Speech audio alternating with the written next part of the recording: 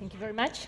I'll start from the very beginning. So the term digital humanities has been coined in something like perhaps 2001, and now it is the main term to cover all kinds of some computational experiments, visualizations, database, and everything you do with computer and humanitarian objects. But actually, of course, all these domains existed before, but they were called with some other terms. So you can see a figure of 2002 called Rough Intellectual Map for Humanities Computing, as it was called there. And actually it is a very, very popular figure. It is still very widely reproduced. It is what is digital humanities all about. Everything, as you can see, everything is connected with everything, all methods, with all disciplines, and actually, I don't think you can hardly answer the question, what is digital humanities about, after you see the pictures, just to look at it. The fact is that it is still the most popular picture, is connected with the fact that the digital humanities still do not know who are they, and that is a matter of their specific frustration. This is frustration of self-identification. Is it a separate science, or is it perhaps some umbrella brand for certain projects, or maybe just this is a community of specific people interested in specific projects and have specific skills and whatever. But I think that the problem is that why do we have this term at all?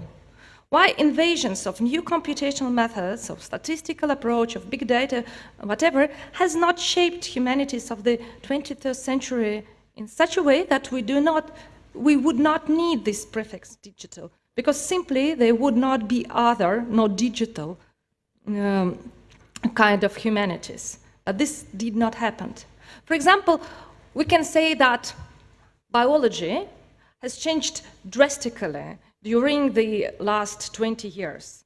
After all this genome sequencing research and whatever, you cannot be a current biological scientist in a descriptive, old-fashioned mode. Mostly not. Only you feel a kind of marginal. I don't know. For example, if we can say about evidence medicine, and that's the only medicine which is now recognized, and the research without experiment with big sampling of 1,000 tests is not valid. So, and that can be said about many disciplines and many domains, but not about the humanities. So in 2012, Ted Underwood has wrote a blog post which called Why DH Has No Future. So his vision was, just as I said, that everyone would be digital humanists, would have digital objects of study like video games, social media, whatever, or at least digital methods of study like thematic modeling of big collections and whatever. But now is 2019, and DH is still alive, and it is building its specific small world and trying still to decide who are they, these DH people. And we can say that the traditional educational programs almost has not changed. We have specific programs in digital humanities, but we do not have new digital courses, I don't know, literature studies and culture studies. They can be, but they are not the main courses. They can be kind of marginal. The conferences of traditional humanities scholarship and of digital humanities scholarship almost do not overlap. The same about the journals. Actually, we do not have any fundamental works made in digital paradigm who has somehow reloaded an academic program in at least some discipline. The only exception, perhaps, is corpus linguistics. But linguists actually do not know that they are part of digital humanities. So what we have from digital humanities, and what everyone knows, even traditional humanities. They know that there is a lot of beautiful digital content, maps, graphs, visualizations, and they even can have express some aesthetic sympathy to that. But actually, they do not incorporate it in their study program.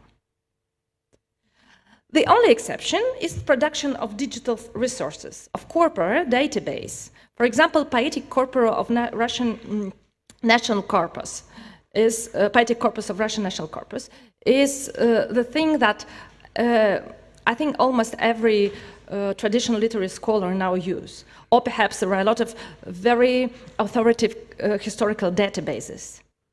But still, this is, so to say, just more or less successful individual initiatives. This is not a mainstream, though these initiatives do grow in amount and quality. Still, for example, the digital academic editions, which seems to be one of the most prospective domain of digital humanities, is not a standard of academic publishing. And the answer on this question, as I think of it, is that this invasion of digital technologies raises some fundamental challenges to traditional humanities. And even if this conflict can be actually, in perspective, resolved, it is still not.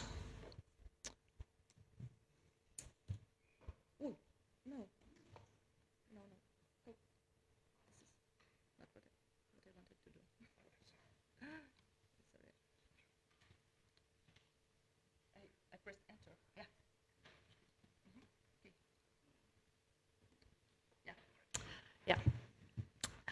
So, actually, we can think of digital humanities as kind of data science for a very broad way cultural object. And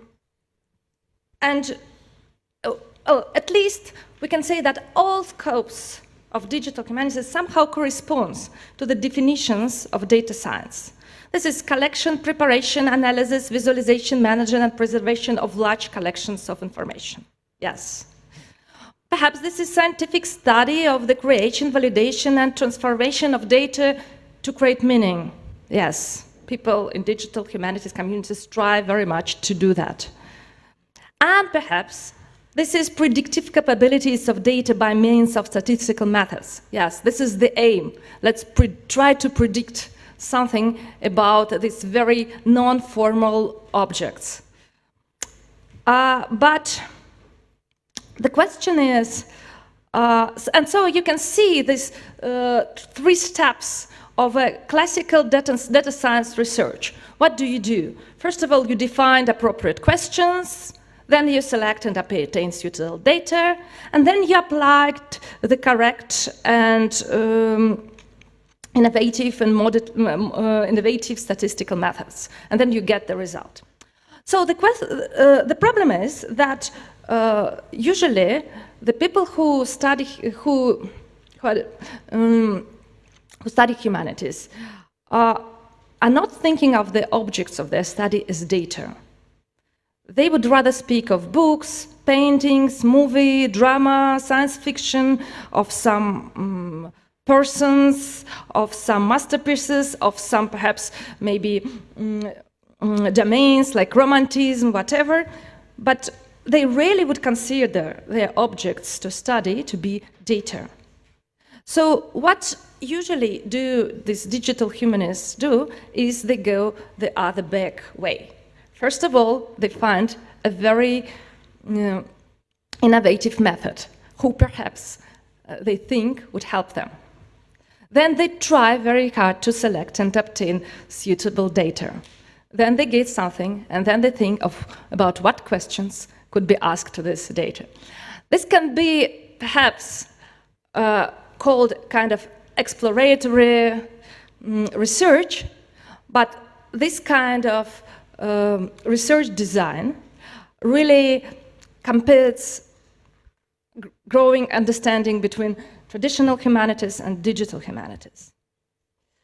And this, what is most important, this exploration method raises the problem of the quality of the data. This data who has been selected and obtained for some method.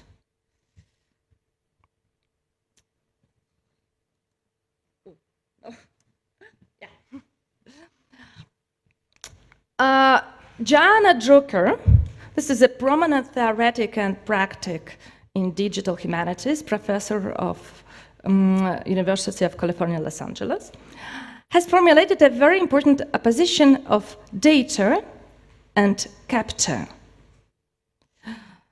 Data comes from this from Latin word datum, given, and capture. This is a kind of analogous of data, but it is, refers to taken. So capture is taken actively, while data is assumed to be a given, able to be recorded and observed. And from this distinction, a world of differences arises. Humanistic inquiry acknowledges the situated, partial, and constitutive character of knowledge production.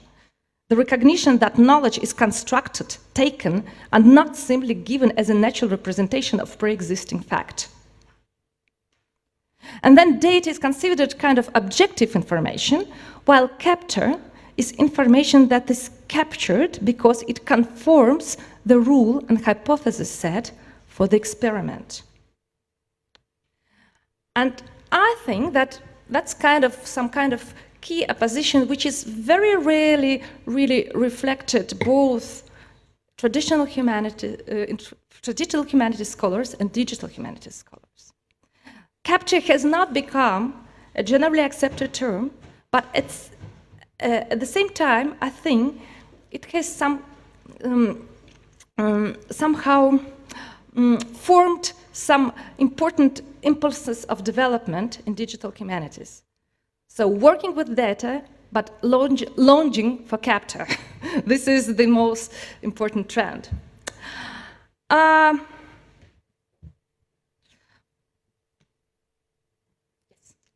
Speaking of the problem of data in the humanities, I would like to refer to another prominent scholar, theoretic of culture and semiotics professor of Tartu University, Yuri Lotman.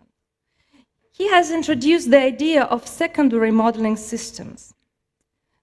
The problem is that, so the secondary modeling system, the primary semiotic system, the primary modeling system is a system of natural language, and the secondary modeling system is a system of art which is built onto the primary linguistic system, but also represents additional superstructure of elements and rules.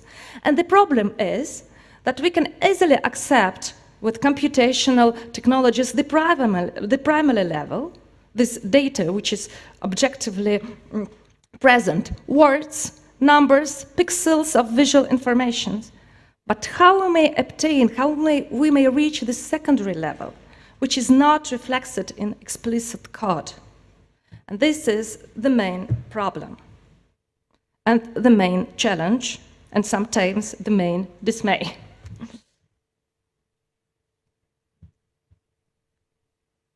One of the ideas is to find some repeating patterns in big amounts of various, but on some parameters rather close objects, texts, images, historical sources, etc.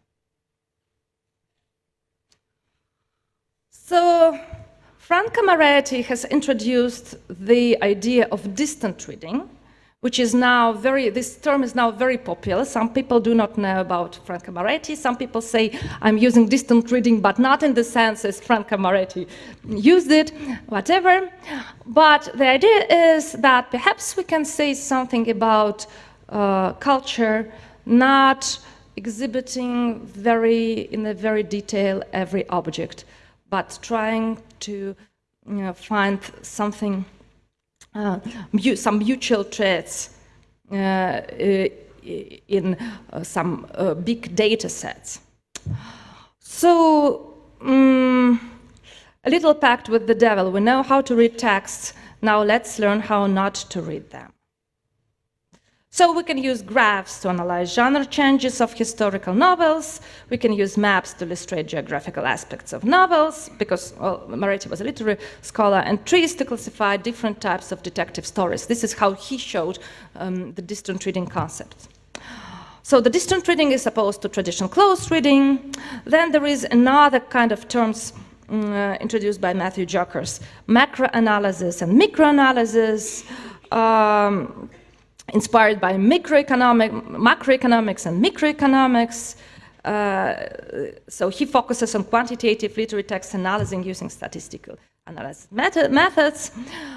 Stanford Literary Lab tries to find an answer why some of the literary pieces become part of national literary canon, while most of the literary production is forgotten forever. So their position is archive and canon.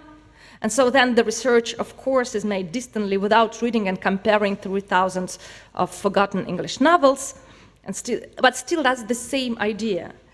So the analysis mostly is based on comparison of distribution of word frequencies with the help of modeling innovating statistical approach. So some kind of extreme representation of this idea of big data sets as a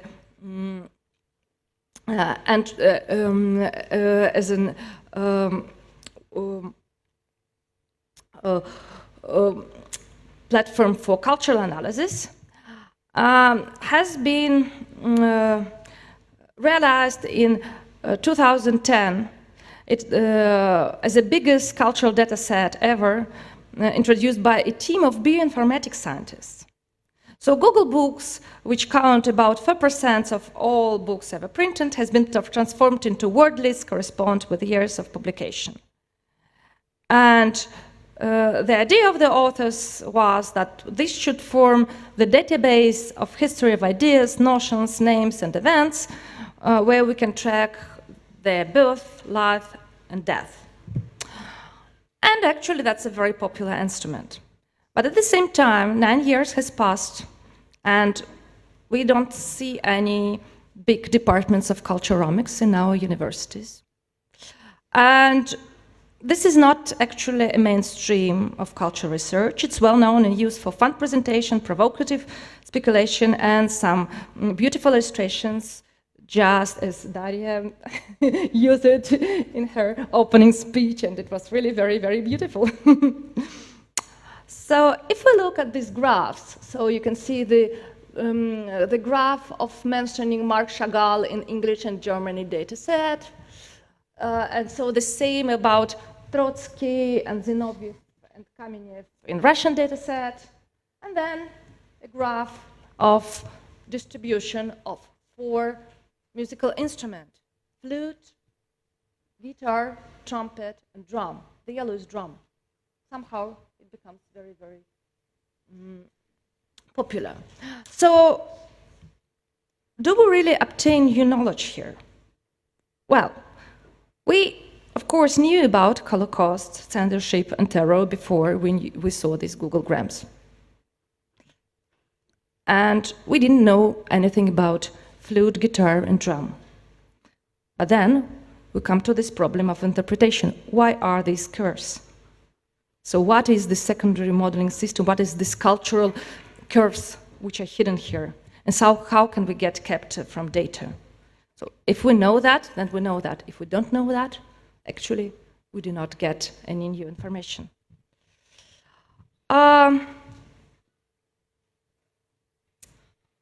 This year, a very tough, skeptical, and elegant paper has appeared, and it has provoked a heated debate with more than, I think, 15 answers on different platforms, and both in journals and in blog platforms, wherever. So it was the paper by N.Z. Da, the computational case against computational literary studies. So her idea was that all this thing which is called literary data mining, quantitative formalism, literary text mining, computational textual analysis, computational criticism, whatever, and actually it can be extended to other fields of digital humanities who try to somehow capture some probabilities or some systemic things with statistical analysis. All these domains have a lot of technical problems, logical fallacies, and conceptual flaws. So the main thesis of Nanda, who analyzes thoroughly 15 statistical papers on DH written by most respectful scholars, is that statistical method doesn't work with cultural heritage and literary text. And the problem is the same. Digital method does not help to leap from the primary level of words to the secondary level of cultural abstraction. So I will not stop now on the arguments of the both sides, but well, believe me, it is really a fascinating reading, and you do not know which side to take, because there are arguments from the both sides. It's really very interesting, and actually that is very inspiring. That really inspires some intellectual movement forward, I'm absolutely sure. But I think that some extreme illustration of this Nanda's thesis is Google Ngram here. So we trust to the things that we know they're true, but we do not understand what to do with it. So what is robust is obvious, and what is not obvious is not robust. So I would like to show you an example from my own research,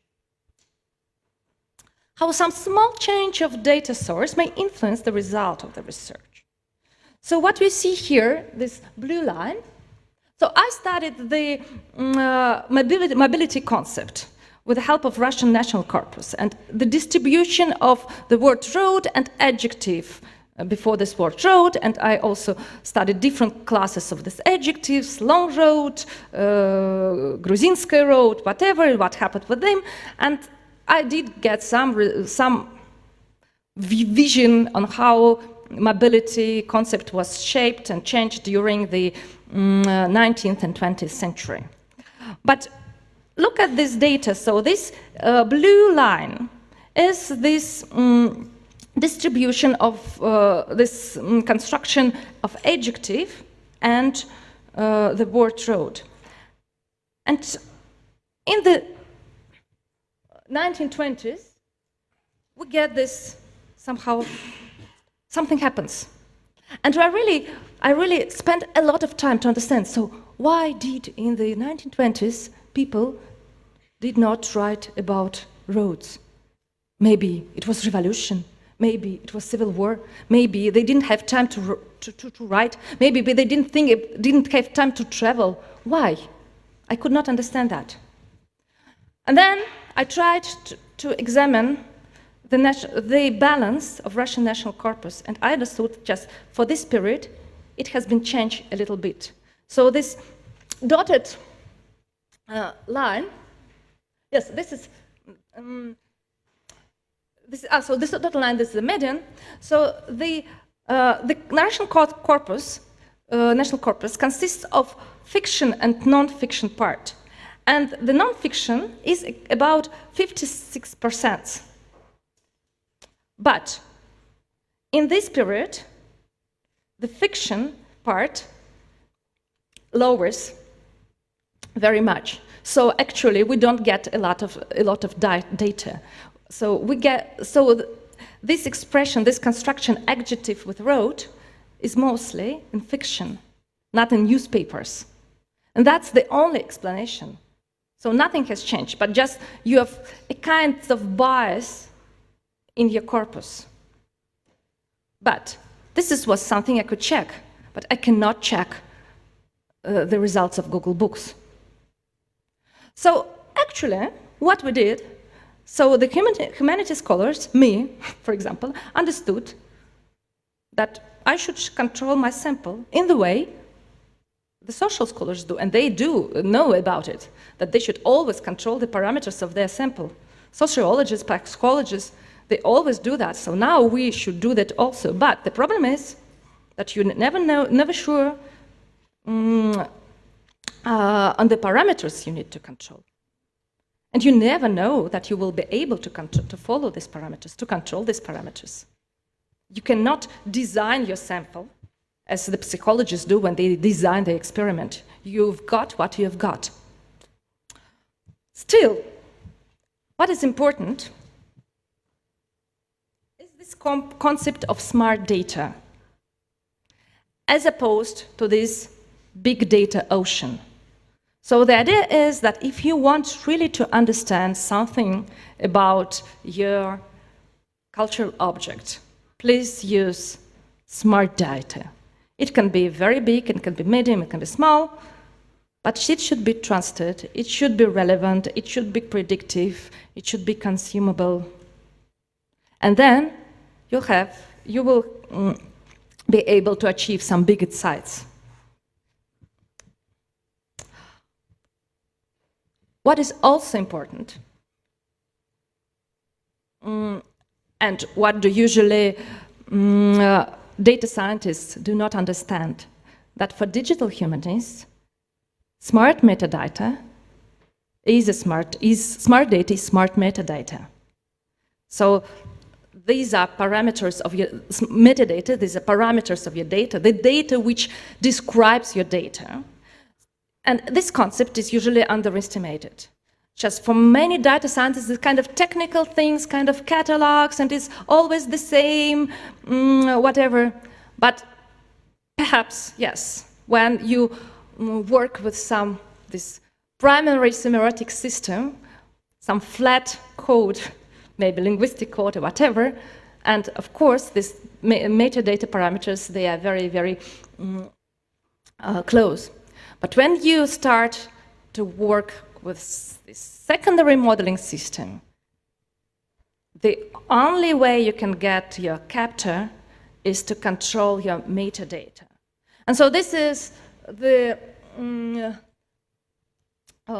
some scheme with 4 points. Oh, I'm sorry, I have not put here the paper I have took it from, but this is a paper on smart metadata. But so there are 4 main points on about this smart metadata, which are actually very obvious, but that doesn't mean we should not pronounce it every time and think about it and be responsible on these 4 concepts. It should be data of good quality, it should be preserved, that means it should not change from one project to another project, it should be always accessible, and it should be actionable. That means that it should be machine readable, that we could build some systems to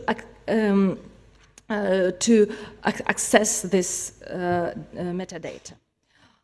So this is actually a very complicated thing, and this is actually a challenge, I think, for digital humanities scholars, because their data science, their digital data science, is different from the mainstream data science.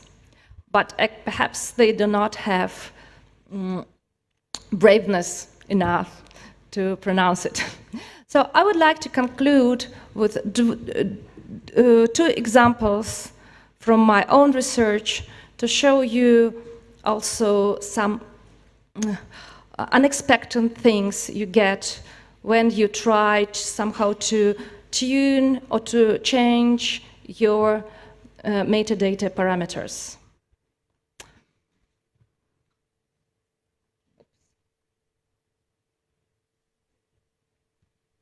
So the first one concerns to the names of the decades. So I studied the names, the names of the decades, of the 30s, of the 40s, of the 50s, of the 60s, which somehow represent the naive memory and naive historiography naive people have in their heads. And of course, I came across this expression, лихие 90-е, so the wild, chaotic 90s, which is the first thing comes into your mind when you think about this construction. And what I found, so I worked on the basic corpus of Russian national corpus, but when I started to think about this specific concept, because it is really somehow, well, we do not know actually about other epithets we come across with, but everyone knows about this epithet, about this Likhi 90. So how can we understand that? Where did it come from? So I turned to the newspaper corpus. And what I found, that we can see when precisely when the label is coined. So we can see that before the 2009, 2008, there were a lot of other epithets from the 90s. And these Likhi 90 began to grow only in the second decade of the 21st century. And we can see how this epithet grew drastically and all the others fell down. And so we can think about it as a case of some kind of memory manipulation. Because, by the way, this is the information we have taken from the newspaper corpus, not from the general corpus. So this is the specific curve which we get from the specific sources. So this is the one example. And the second example is the very, very, very fresh research we have done in our DH summer school, which ended yesterday. So I'm happy to show you something interesting which we found. So we have been working with the resource called Prozheta, that maybe somebody of you know about it. That's a corpus of diary entries,